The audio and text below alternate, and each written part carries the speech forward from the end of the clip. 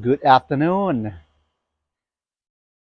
Let's talk about the planting of and the growing of mango fruit trees. It seems from the comments, most people are fixated for some reason with mangoes. Um, yeah, a lot of folks seem to have difficulties growing mangoes in our climate and similar climate. However, they're relatively fuss free once you address some of their needs. Um, they absolutely drive here. I mean, they handle our summer once established. They also handle our winter once established without any issues. If you come here, let me show you what I mean by established, okay? Manila mango, okay? World's sweetest mango varieties. So I mean, as you can see, I mean, it's got no issues at all with, I mean, with our summer sun. I mean, this is direct sun. This guy's been in the ground going 4 years now, so he is relatively established. He's really happy in his home. So that compared to this guy right here, look at this, sun damage. Look at this, new growth, sun damage. Okay, this was the result of the insane heat wave that we had a few weeks back. However, as we're cooling down now, and when I say cooling down, I'm talking we're in the low hundreds, new growth are absolutely fine. And also, if you've noticed the older, more mature leaves, no issues at all, even with the 115 degrees, 117 degrees temperature that we had a few weeks back. It really is just the new growth that is going to be impacted. So that being the case, this guy was actually just put in the ground a little over 2 months ago. So I mean, not at all established. He's just getting used to its new home. I mean, it. Yeah, I could have been nice. I could have shaded him. Yes. However, this was actually intentional on my side. I do want to stress these guys just a bit because I do want them to develop an internal tolerance to our climate. And over years and years of it stressing out in the heat, it eventually will be okay. I mean, if you look at this guy, I mean, he did the exact same thing as the newly installed tree went through. And over a period of years and years, he's fine. Same with the Manila back here, actually. Actually, if you come here, let me show you. Same with yeah, same with this guy right here. Yeah, I mean, in the very beginning, year after year, I mean, this guy got beaten down by the cold and the heat. However, once it's established as it is now, no issues at all with the cold and the heat. So here are some of the updates for some of the newer mangoes that I put in the ground. I want to say back in April, so about 3 months ago. Yeah, it's doing great. I mean, bunch of new growth here. Keel Savoy, and also the lemon zest. Yeah, they're fine. They seem to be liking the home. New growth here.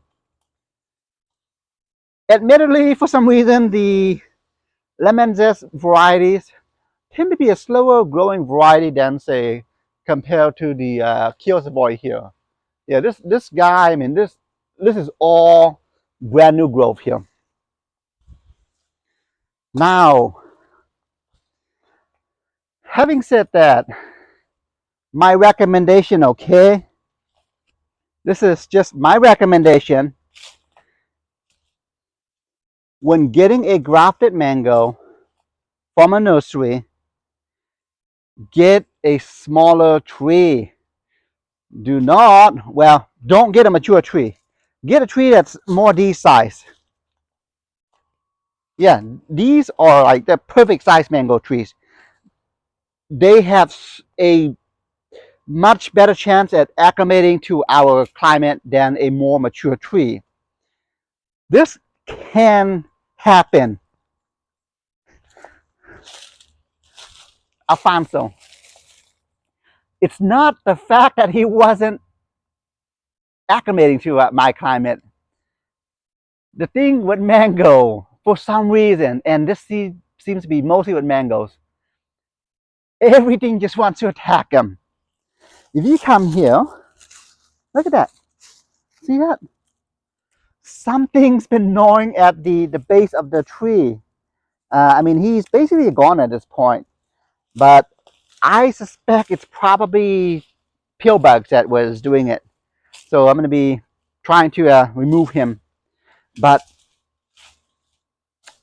yeah, I mean, it's again, it's in our climate. Everything just seems to want to attack mangoes. No idea why. Having said that, one of the nice things about our climate is the fact that we don't get a lot of fungal issues with our trees just because it's so dry in our climate.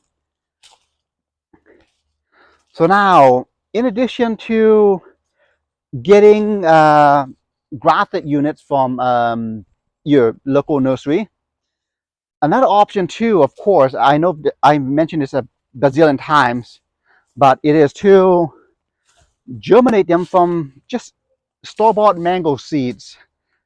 They, for the most part, germinate very insanely easily. And you're talking just within maybe 3-4 years, this guy will start producing fruits for you. Yeah, I mean, I've had such a great success rate with the germinating of mangoes trees from seeds. In fact, if you look at the other trees here, this manila here also, I'm pretty certain he was germinated from a seed. These guys, this particular variety is true to seed. I say that just because this particular tree, as with most of the manila trees, I cannot see the graft, the union. So that tells me it's very likely grown from seed. And they do great here. Like, yeah, check it out. Yeah. Another thing too with the mangoes in general is if you come here, seedlings, okay? Look at that. He's an Everglow mango. I'm sorry, Golden Glow mango. Um, Practically shaded for the most part, as is this guy right here, mostly shaded. They do fine in the shade. Yeah, I mean, I'm telling you, like, check it out. Florigon, they do great in the shade. In fact, he's actually grown since I purchased him. From this section, this is all brand new growth. Yeah, just get a tree this size. I would not get anything that's larger just because, again, the larger ones, they are going to have a tougher time acclimating to your climate, our climate. And when they're going through that stress, their immunity is basically shot. They're so stressed out that their immunity of that particular tree is, yeah, it's basically shot, which would result in insects and bugs wanting to eat that tree, which is very likely what happened to my panso deal. It happens. Yeah. So I'm gonna take you to the well, actually, well, before I do that, let me show you. Yeah. So yeah, I mean, I've had such a great success rate with putting these guys or germinating these guys from seed that, I mean, I've got a bunch of them all over the place. He's going 3 years old, and this is what you can expect. So very likely, probably next year or maybe the following year, this guy is going to start producing fruits. And yeah, like check it out. Mostly shaded, okay, and they do great. Yeah, these guys are very tolerant. And also this guy right here too, which I don't know if you can see it from that angle, but yeah, got another mango down here, practically shaded by the taro leaves here. That's great. Now, if you are gonna be putting a mango in the ground in our clay soil, okay, recommendation, as with basically majority of my tropical fruit trees, 3 parts. 1 part peat moss, 1 part sand, and 1 part native dirt. That's it. Just make sure you mix all those in equal parts, and that's going to be your amendment. They do great. So I'm going to take you to the front now. Front yard, south facing, okay? If you live in the Central Valley, south facing yard is going to be preferred just because during the winter time, you get the most warm and the most sunlight. So going back to the mango really quick, this is what I mean by in the Central Valley, just about everything wants to eat them. Like, check it out. See that though? See that? Actually, let me see if I can show you this from a different angle. All right, check it out. Look at that. Yeah, something at one point years ago was gnawing on the cambium layer of this particular canned mango. So in that particular case, what I did is I actually, if you notice the trunk of the tree, it's white. I actually did paint this guy, essentially providing it with a form of liquid Band-Aid, which has some anti-pest properties as well from a product by Ivy Organics, and it seems to have made a good heal.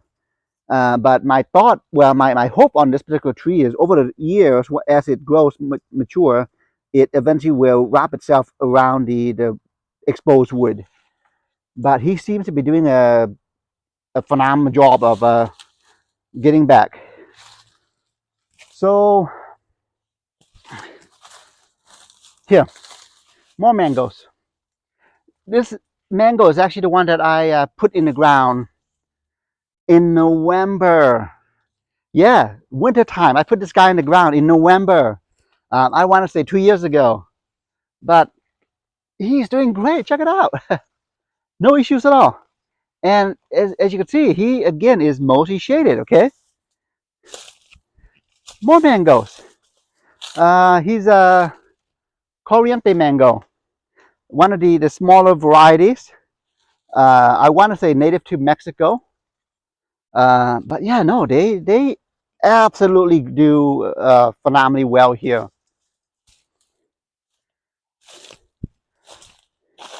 So now, this particular guy was grown from seed, as I'm sure is the Manila too. Again, just because I'm not seeing the union joint. Majority of the mango trees that are bought from the nursery, they're probably likely to be grafted, and you definitely can tell by the union joint.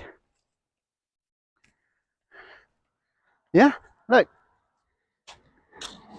going 4 years old. Keith mango.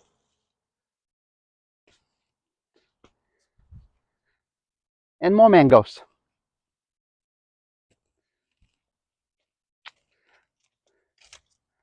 Look at it. Something about the new growth is just screams at you. It's red, very leathery. Just the feel alone, it's leather. In fact, I do know. I want to say there's a company out there that uses mangoes to make vegan leather.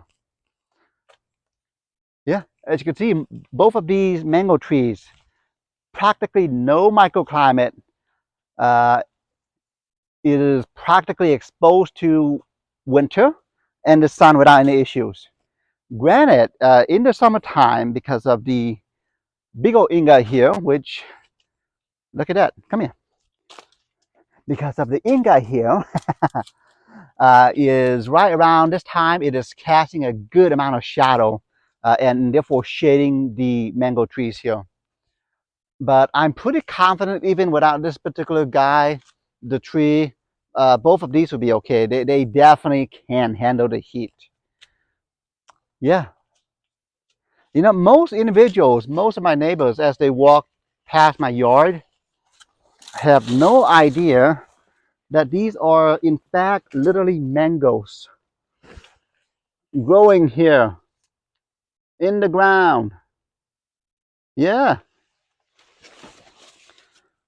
So now, I will say, as with most fruits, particularly mangoes, if you can grow them in your area, they are gonna taste exponentially better than the one you buy from the store. I'm not being biased. I say that just because the ones you buy from the store are imported for the most part from other countries. And through the importation process, through the customs, they essentially go through a hot water treatment process, essentially boiling the water, boiling the mango. It takes the flavoring out of it. If you could grow it yourself, and they do absolutely grow here, they are going to be so much tastier. And in my case, they're obviously green, okay? Yeah, these mangoes are green. And I'm actually going to be leaving them there until they turn red. I'm sorry, not red, yellow on the trees before I pick them.